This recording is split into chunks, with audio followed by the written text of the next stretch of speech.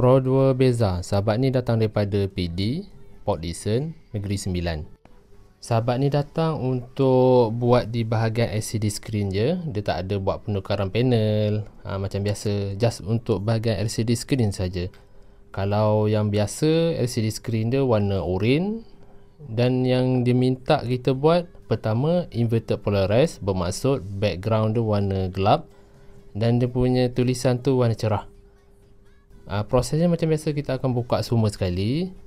Kita untuk dia punya tulisan tu dia nak nampak warna putih, jadi kita kena buat penukaran LED sekali lah. Dan ini hasil dia, background dia warna gelap dan dia punya tulisan tu warna putih.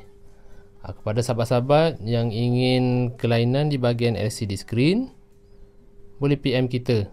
Kalau jauh macam sahabat ni daripada PD, buat booking slot. Assalamualaikum, kita jumpa lagi.